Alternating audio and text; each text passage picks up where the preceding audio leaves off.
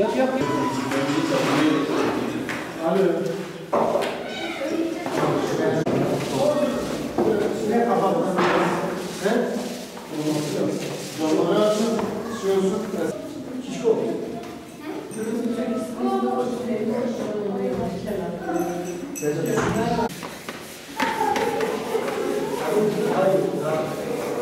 Ama bu arada daha iyi oldu.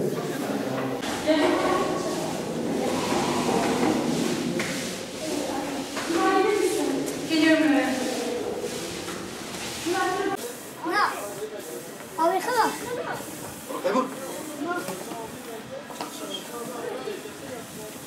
Genelde Kırtasiye'de Genç Dönüşüm Projesi'nde bizim o Kırtasiye'de okullarda topladığımız kalem, silgi ve açacak artı gönüllü liderlerimiz de yaklaşık bir 15-20 esnafta kitap, defter, boya ve kalem, silgi gibi malzemeler toplamışlardır. Genel Müdürlüğümüzün bünyesinde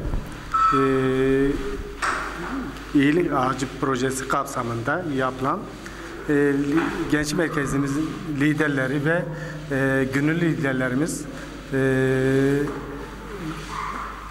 esnaflarda topladıkları boya ve malzemeleri okulumuza özellikle Öğretmenler Günü ve öğrencilere hediye etmek için gereken boya işlemi ve okul ihtiyaçlarını gidermişlerdir. Ben bu yıl atandım. Sınıf öğretmeniyim. Daha önce yaptığım iş gençlik liderliğiydi. Gençlik Spor Bakanlığı'na bağlı bir gençlik merkezinde gençlik lideriydim.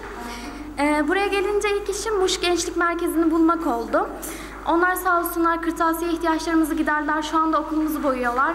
Müdürümüz ve gençlik liderleri, gönüllü liderler, gönüllü üyelerle birlikte hep birlikte okulumuzu boyuyoruz. Çocuklarımızı sevindirdiler, beni sevindirdiler. Hepsine çok teşekkür ediyorum. Muş Gençlik Merkezi'nin yürüttüğü proje kapsamında buraya geldik. Bugün okulumuzu boyuyoruz. Geçen haftalarda buraya kırtasiye yardımında bulunmuştuk. Buradaki öğretmenimizin ilk öğretmenler günü, ona öğretmenler günü hediyesi olarak bu projeyi yürütüyoruz. Biz Muş Alparslan Üniversitesi öğrencileriyiz ve Gençlik Merkezi'ne bağlı gönüllü gençlik liderleriyiz. Şu an 24 Kasım dolayısıyla öğretmenimize ve öğrencilerimize hediye vermek için okulumuzu boyuyoruz. Şu an çok mutluyuz, çok gururluyuz çünkü çocuklarımız hani az da olsa daha iyi bir şartlarda eğitim alabilecekler. Bu da öğretmenimizin ilk Öğretmenler Günü hediyesi olacak. Yorulsak bile bütün yorgunluğumuza değeceğine eminim. Teşekkür ederim. Şimdi hocam levhayı aldın mı hiç?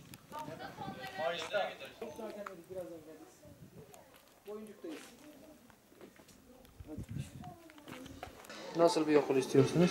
Güzel. Kapı. Kapı. 2 katlı. 2 katlı.